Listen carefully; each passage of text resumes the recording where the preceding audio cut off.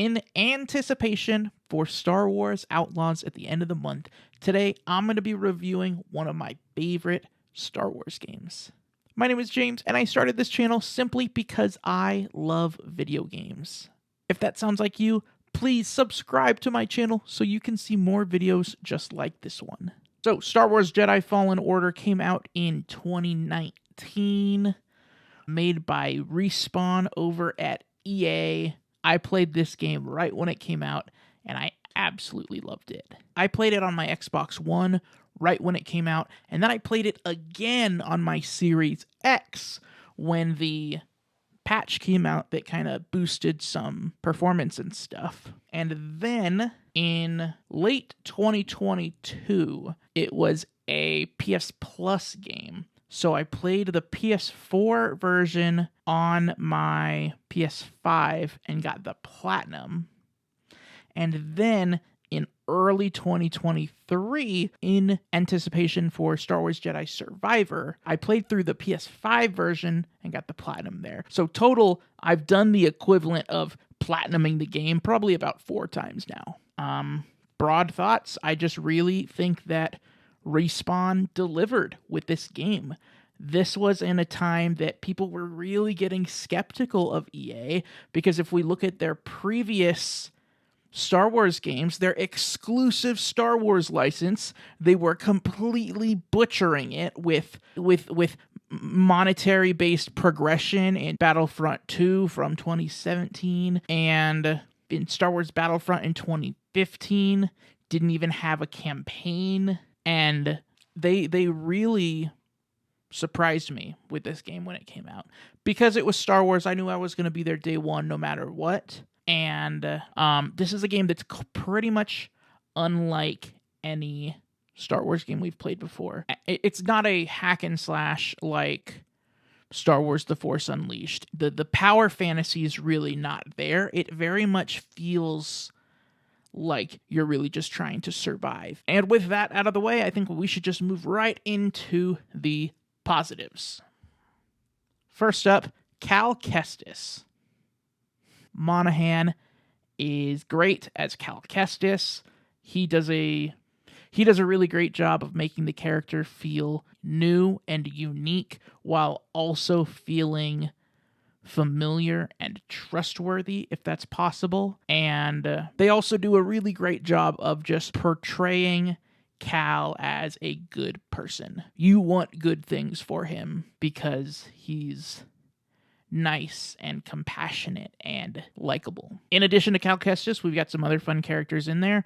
Greaves was one of my favorites, but obviously we can't forget BD1 and Seer. Cal is surrounded by this fun group of characters, and right off the bat, right even like 10-ish minutes into the game, right after the tutorial's over, you don't really know very much about these characters, but Cal kind of has to trust them because he doesn't really have a choice. And then I guess that'll kind of take us into the story, which I feel like is another positive. I like that this is a canon Star Wars story. I like that it takes place in parts of the galaxy that we're pretty unfamiliar with. That Cal at the beginning of the game is a scrapper on Braca, which is a planet that I was completely unfamiliar with. And then a chunk of the game takes place on Zepho, and then another chunk of the game does take place on Kashyyyk, where you do see a couple familiar characters, but it makes sense in the context of Star Wars.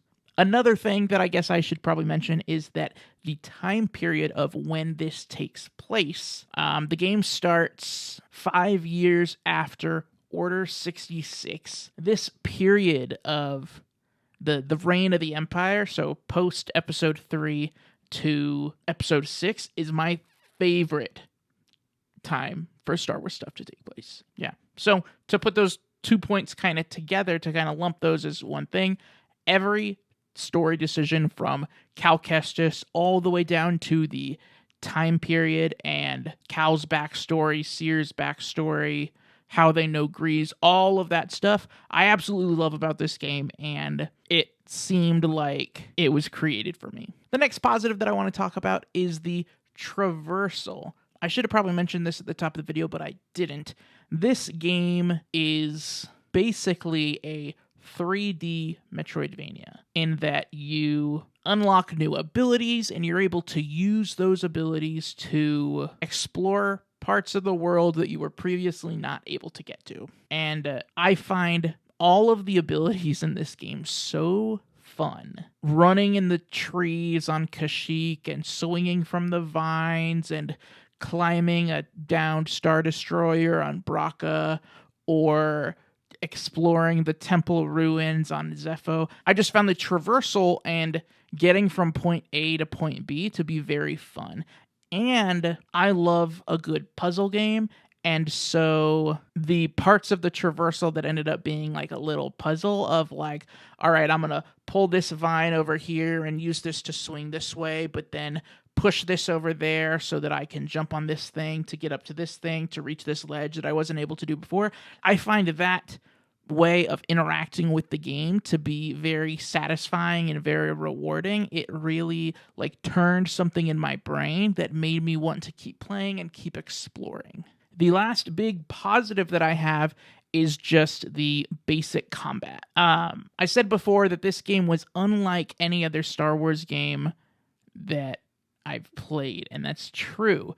The lightsaber feels significant and realistic. Your basic stormtroopers, without any like extra armor or anything, you hit them with your lightsaber one time and they're dead. Whereas later on, you start fighting stormtroopers with like heavier armor, or they'll have the like stun batons and you have to like break their stance or whatever. I found the power level of the lightsaber to be very reasonable in your everyday like room to room combat with your normal stormtroopers. I also should have probably mentioned this already. I absolutely love the dialogue of the different stormtroopers. If you ever sneak up on some stormtroopers, you can just stop and listen to like the little conversations that they're having. Stormtroopers seem like they're just like, you know, people working for a big evil corporation.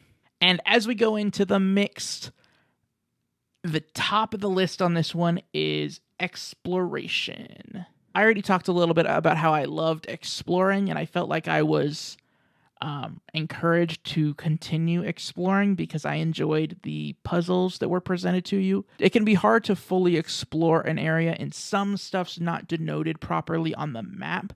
Sometimes a certain pathway will be blocked off, but there won't be any indication on the map that it's blocked off. So you think like, oh, I can get to this area over here by going up this path right here, only to get halfway up that path and realize that there's something blocking it, and then you have to find a new route all the way around. It kind of feels like a waste of time. And the game doesn't really do a great job of rewarding exploration. A lot of time that you go and explore a hidden area or something, you find a chest, and the only thing that's in it is like a different color poncho or something. And it's like, I would have liked for there to have been something else. Cosmetic customization is fun, but I think for a lot of your average people, they're not gonna find that to be rewarding. I think they're not gonna find that rewarding enough for it to motivate them to want and go and explore every area.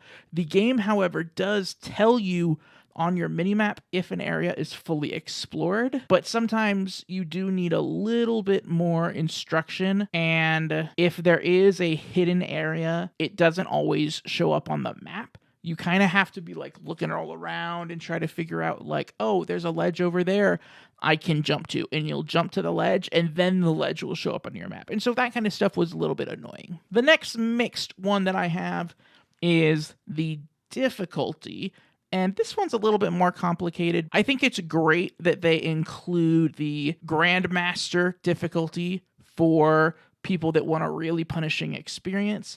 And I also think that it's great that they include a story mode, or a story and easy and normal difficulty for, you know, easy players and normal players. But I found the difficulty to be kind of inconsistent. What I remember across all 4 of my playthroughs was that I would start the game at the normal difficulty, and at normal, I would have no problem with your basic stormtroopers and really any of your everyday enemies.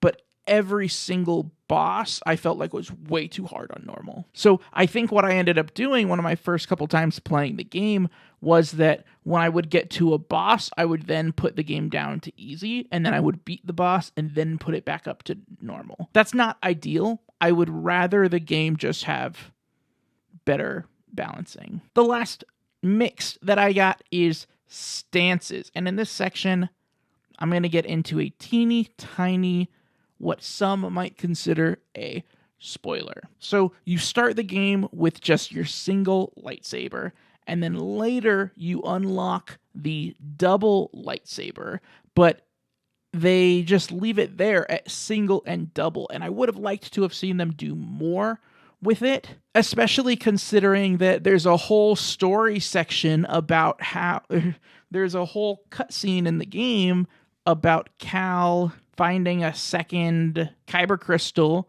so that Cal can split his lightsaber into 2 pieces to have like dual lightsabers. But then the only time that you're actually able to do that is in like a special attack combo or something like that. And so I would have liked to have seen the dual sabers implemented a little bit better. And finally, we get to the negatives. Yes, even though this is one of my favorite games, I do still have negatives. I mentioned the difficulty of the boss battles already. The boss battles as a whole, I would say, are a big negative for me in the game. Specifically, I mentioned earlier that I really like that the lightsaber feels strong and powerful, and they just completely throw that out the window in boss battles. In your boss battles, your lightsaber is basically like a piece of limp spaghetti that you're like waving around. You're basically just chipping off little pieces of health and trying not to get hit, because you're going to take a ton of damage if they hit you. And that actually brings me into my biggest negative of the game. This is a Souls-like. A lot of the things that I don't like about the game were included, I think, to make it more of a Soulsy experience. And the only things that I feel like they kind of did right were the meditation points, and then I guess losing your force essence or whatever when you die, and then you have to go back and get it. I haven't played a ton of Souls games. Check out my review of Elden Ring if you want to. But my understanding is that Souls games are all about building a character. And because when you say like, oh, I'm playing Elden Ring or Dark Souls or any of these, people will be like, oh, what kind of build are you using? Whereas you don't have really build options in this game. Like you have the option of single lightsaber, double lightsaber, and that's pretty much it. You also, your skill points that you unlock that are unlocking all kinds of stuff on this skill tree that don't really seem significant. And I got to a point in the game where I have a whole bunch of skill points available, but none of the options on the skill tree actually sound like things that I want. Oh, you can now hold triangle after a perfect dodge to be able to do like a little bit extra damage. And it's like, it just felt very significant, and it felt like they were overcomplicating what was already a really good game to me. That's it. I feel like I'm pretty much rambling at this point. That's all I have to say about Star Wars Jedi Fallen Order. In the comment section, let me know what you think of Star Wars Jedi Fallen Order, and make sure to keep up with my channel for more Star Wars stuff leading up to Star Wars Outlaws. As always, the best way to keep up with me is on Twitter and on Instagram at James_Solar. Thanks, guys.